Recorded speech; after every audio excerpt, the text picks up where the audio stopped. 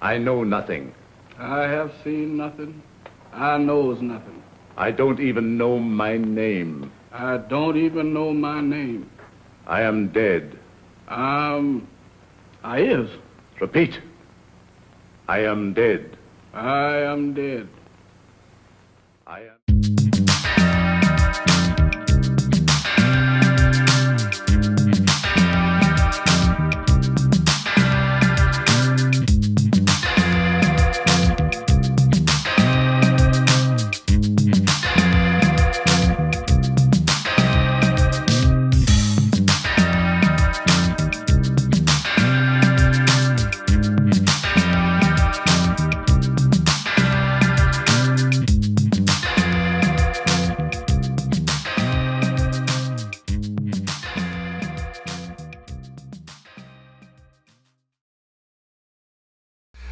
Hey gang, Uncle Todd and Sonny here, and tonight I have saved the best for last in our Mantan Moreland salute. King of the Zombies.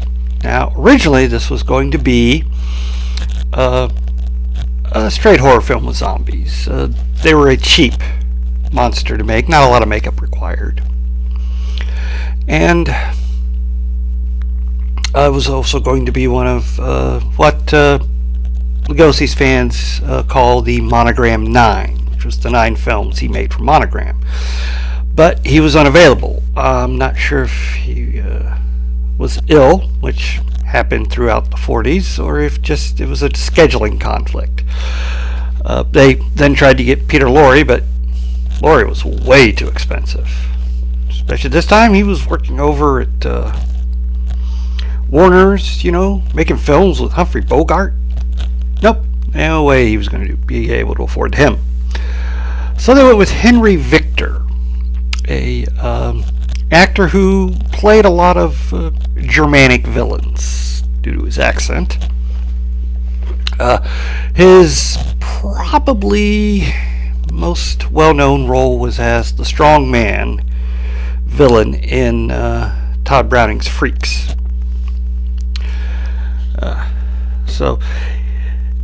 This was, as I said, going to be a serious horror film, but then this film called Ghostbreakers, starring this guy called Bob Hope, came out and was a huge hit and featured a zombie. Well, immediately they changed directors to one more familiar with comedy, Gene Yarborough, and cast Mantan Moreland to provide the comedy. And they rewrote part of it. Well, more or less they let Mantan write his own dialogue, because he actually was good at that. Anyway, another interesting thing about this is this came out in 1941. We had not been attacked at Pearl Harbor yet. And since we weren't exactly in the conflict in Europe at that time, and Germany was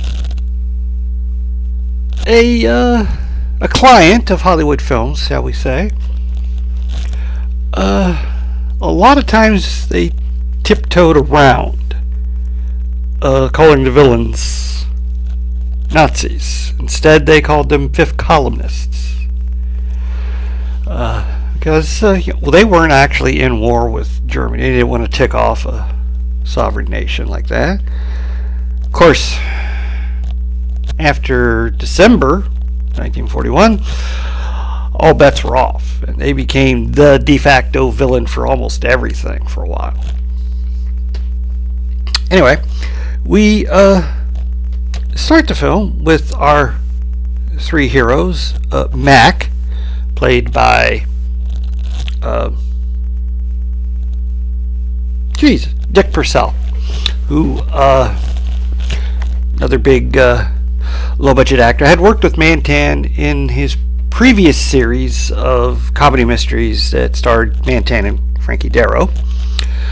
Bill, played by John Archer, another popular character actor in big films, leading man in these films. Oddly enough, although he plays the nominal hero, he's like fifth build behind the villain. Mantan's third. And of course, Jeff, played by Mantan, who is the employee of Bill. And they are flying a flight path that's following the path of an admiral who's disappeared in the area. And they hear some odd language coming over their radio. But there's only like one island anywhere in the area, so they go to investigate, but they were running low on fuel and they crashed, and they did not end up in a fun little place, as Jeff discovers.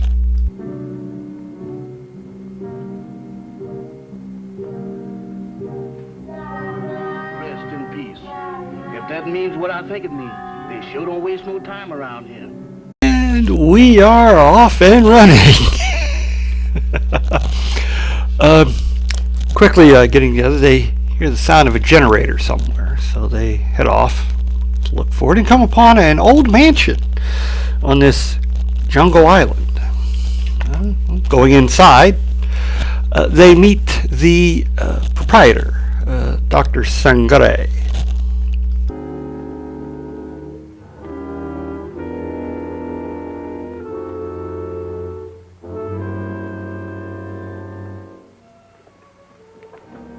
Welcome to my humble home.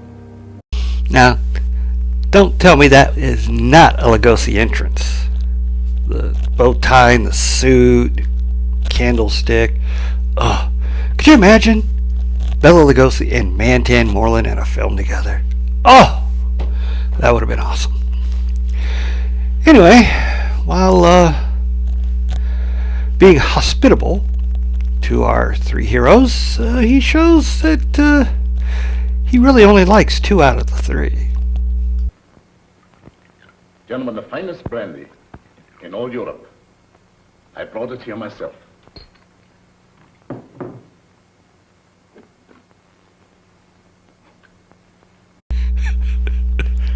Look, me did.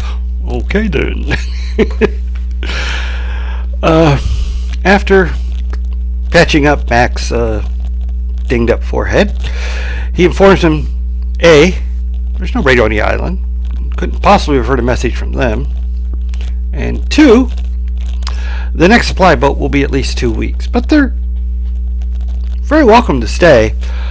And after showing Mac and Bill to the room, he informs them Jeff has to sleep in the servants' quarters down in the basement. Reluctantly, Jeff goes, but then when he meets Samantha down in the kitchen, things don't look too bad for him. Well, it is evil spirits around here. Why, sure, the place is crawling with 'em. And that ain't all. What, there's more? Mo, you ain't heard nothing. Just wait till you see the zombies. Zombies? What's them? Dead folks. What walks around? They does? Yeah? Especially here. Well, maybe things aren't looking up that well for Jeff. Especially when he finally sees the zombies.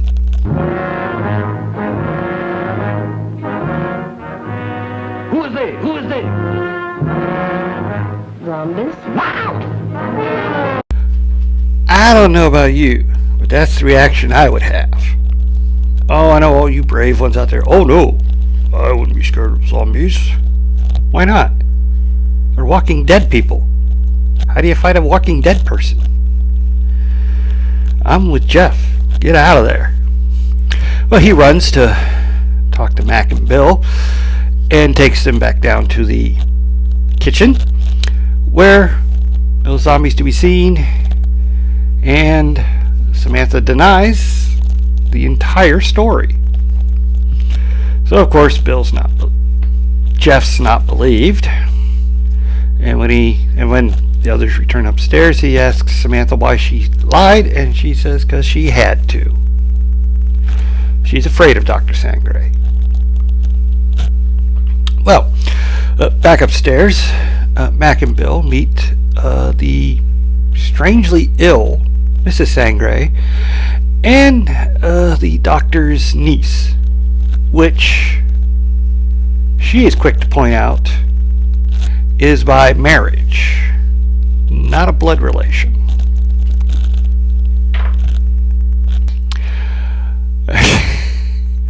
The niece, Barbara, is played by Joan Woodbury. Again, another popular actress in low-budget films. Most interesting for serial fans like me is that both Dick Purcell and Joan Woodbury would go on to play comic book heroes in a serial.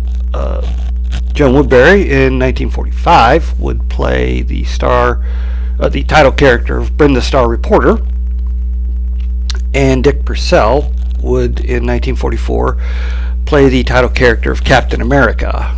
Although sadly, it is speculated that the strenuousness of that role, since serials are very action-oriented, might have led to the fatal heart attack he suffered a little while after filming had completed. My wife isn't quite herself. She suffers from a strange malady which I'm trying to cure.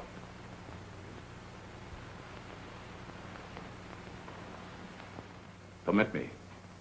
Mr. Summers, Mr. McCarthy, Miss Barbara Winslow, my niece. By marriage. It's nice that she emphasizes that so that, she's not in on any of his shenanigans, because he's obviously a bad one. Well, they have cocktails and talk, again, bringing up the missing admiral. Seems these two might be agents of the U.S. government. Well, that night, Jeff once again gets scared by the zombies. Ain't time for the hands, and I'm caught in the kitchen.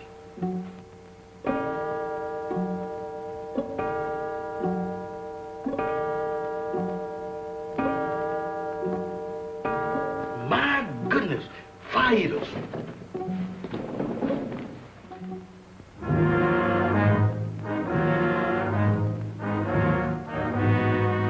Don't come close to me. I ain't no film anymore.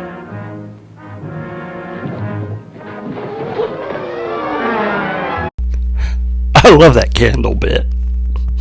That's up there with the moving candle from Abbott and Costello's. Hold That Ghost and Abbott and Costello Meet Frankenstein. They both used a moving candle bit in that.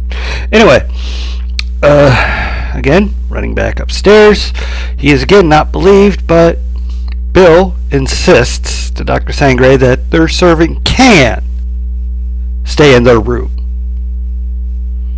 So Sangre concedes, and Jeff, asleep on the couch, now sees a ghost.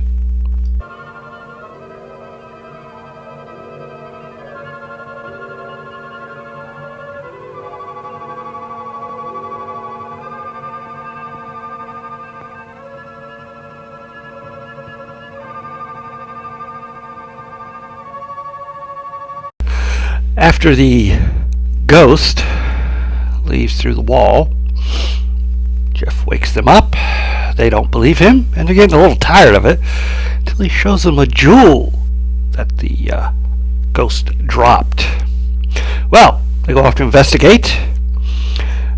Separating, Mac and Jeff go down to the basement while Bill searches up here, and he makes an interesting discovery about Barbara.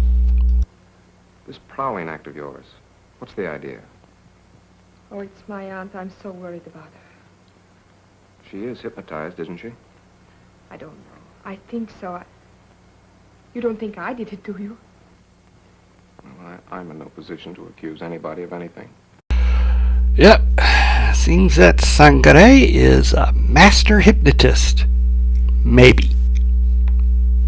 No proof yet. Anyway, down in the basement, we get a little more of Mantan's patented comedy, and Mac gets to meet a zombie himself. The tropic sure gives a man a color. Miss Mac! Miss Mac!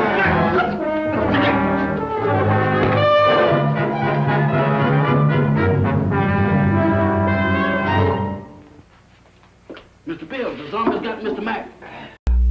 Sangre comes down to see what all the commotion's about, and then says when he finds out about the fight, "Oh, well, I'm sorry, some of my servants act as guards around the place, and it's an unfortunate event." The next morning, Mac and Bill try to see if they can find out about that jewelry. It's an earring.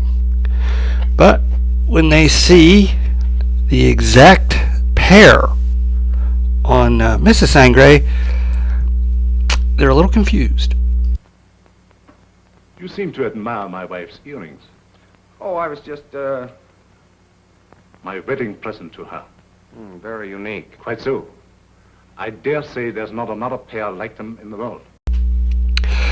Well, they're not sure what to think of that, since they have a third earring that's just like the two on her. But they inform him they're going out to the plane to see what kind of damage is done. But really, they're going to go use the radio.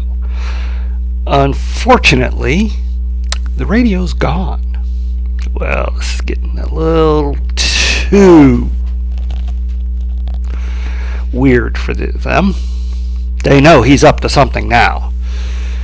So, when they hear the generator come on, Mac decides to hunt it out. And Bill will go back to the plantation. Anyway, about this time, Sangre enters a secret tunnel, and we learn a little bit of what's going on in this island. Tahama, Yes, master. How much longer? Soon, master, soon. Voodoo magic works slow, but it is sure. The Admiral has fainted. Your magic is no good. It puts him to sleep. I am Mamalai, high voodoo priestess. I send him in trance, so he talk. Sangre is an enemy agent who's captured the Admiral and is using voodoo to get information from him. Apparently, truth drugs like scopolamine or sodium pentothal are in short supply on this island, so he's making do with what he's got. Time for some more Mantan comedy. He was killed by a revolving crane. A revolving crane? Mm-hmm. Y'all sure have some fierce birds around this country. Do you miss him much? Not much. I sees him every now and then. Who's that? He's Lazarus. That zombie you met last night. Oh, Lazarus, that boy? Apparently on this island, you gotta be careful about women's ex-boyfriends. Anyway, about this time Bill comes back and he sends Jeff up to his room to get his gun for him. Jeff does, but he's waylaid by Dr. Sangre, who takes him through the tunnels and does a makeshift job of zombifying him. I am a zombie. I am a zombie. Get over there where you belong. Yes, sir.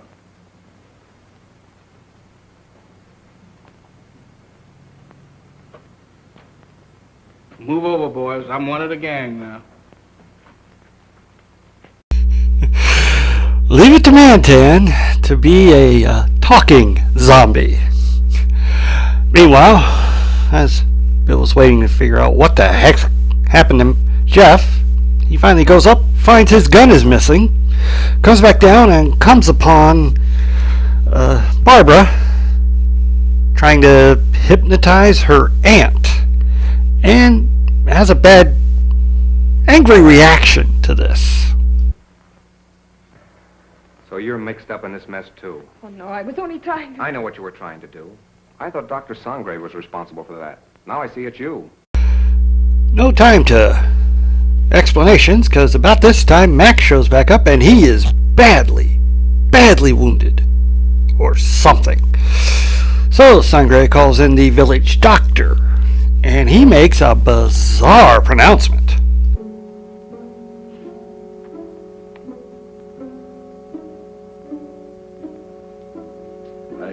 sorry. There's nothing I can do.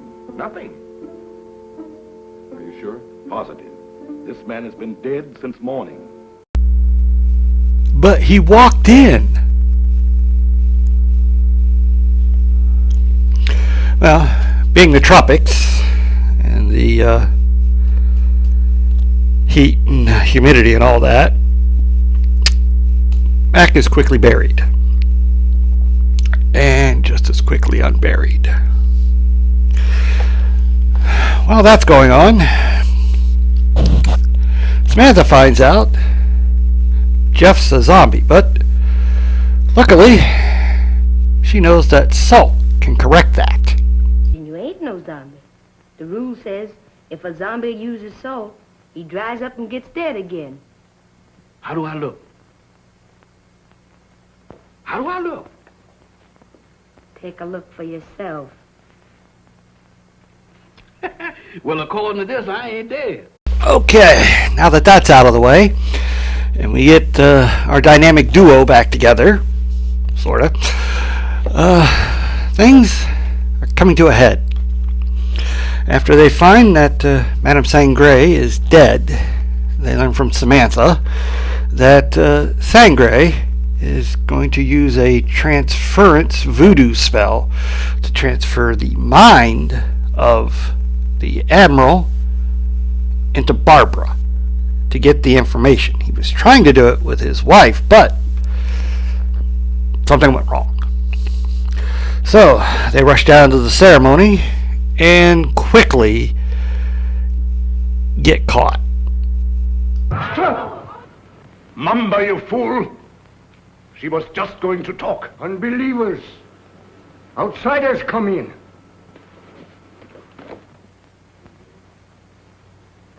Luck. Although they did stop Barbara from starting to spill the beans. So, Sangre orders his zombies to attack Bill and Jeff. But one of the zombies is Mac. And Mac can't bring himself to attack Bill.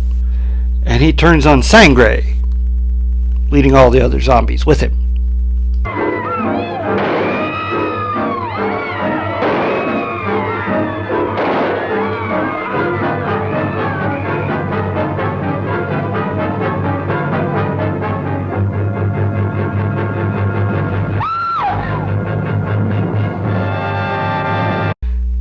I gotta admit, there at the end, Victor did a passable Lugosi impression.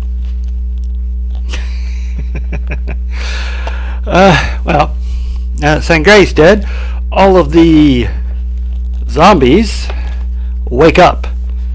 Even Mac, who, even though he got shot 3 times, is so tough, he's going to recover. With the Admiral awake, they quickly find the radio room, and he sends a message to the Navy so that they can mop up things there. And then explains everything that we've all just seen, because in case people couldn't figure out what's going on, I guess. But after all that, we of course have the final words from Mantan before the credits. One thing that I wouldn't want to be twice, zombies is both of them. We come to the end of King of the Zombies, a pretty enjoyable comedy, an okay horror flick. The zombies, they're just kind of used sporadically throughout. The mystery really isn't that great. Henry Victor, he's okay, but he lacks the menace and charm that Lugosi could have brought to the role. But as is, he gives it his best shot, and he's okay. Would have been interesting to see him fight one of the guys, because Victor is a very large man. But we can only wish what was, and just take what we have. And this is Mantan's film all the way. He steals every scene. He obviously is having a great time with it. And if he wasn't part of the film, I don't think this would be as well remembered as it is, or enjoyed by so many people as it is, because it pops up on a lot of public domain collections of horror films, because, you know, it's cheap. It's in the public domain, but it's a beloved film, mostly because Mantan, who gets a lot of opportunity to shine and do some great one-liners. The rest of the cast is okay. Dick Purcell, as usual, is his dynamic self. He's always great at playing dynamic characters. He played a lot of detectives, and like Mr. the 13th Guest, Irish Luck. I think he was in one of the East Side Kid films, but I can't remember. Maybe not. Might be confusing him with someone else. It doesn't matter. And Joan Woodbury is okay. She's not given a lot to do, and her accent's a little iffy, but her and Archer, they really don't gel as a couple. I know that it's de rigueur for these films to have like a romantic lead and a romantic leading lady, and they have no chemistry. They barely have any scenes together, and what they do have, there's not really any romantic sparks. Not like Mantan and the actress playing Samantha. Wow. They light up the screen, and they play well off each other. I forgot to tell you the most interesting fact about this film. It is one of the few, I think maybe the only, Poverty Row film to get an Oscar nomination for original score. It's also the only zombie film to ever get that nomination. But that's crazy that this little low-budget piece of nonsense was nominated for an Oscar. How's that for crazy? Anyway, yeah, this is mostly for Mantan fans. Horror fans may like some of it, but yeah, oh, it also got a sort of sequel, more of a remake, in Revenge of the Zombies, which had a much better lead villain in John Carradine, but Mantan wasn't given as much to do. And ironically, the lead in that, Robert Lowry, would also go on to play a comic book hero in a serial, Batman, in Batman and Robin in 1949. So, you know, it's amazing how many people in the low-budget industry made serials, westerns, and horror films, along with comedies and other things. At least it is to me. Well, that's all I have to say about this one. I would suggest checking it out for Mantan, if nothing else.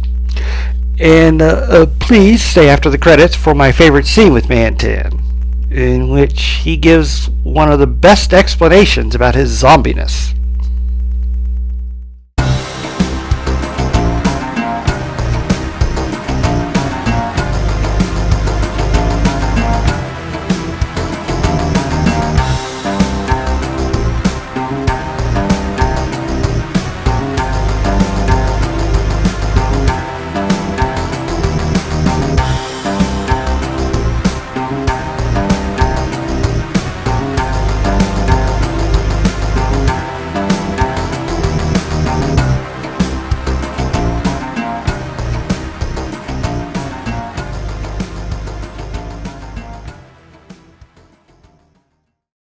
Kid zombie. What you doing in that lineup?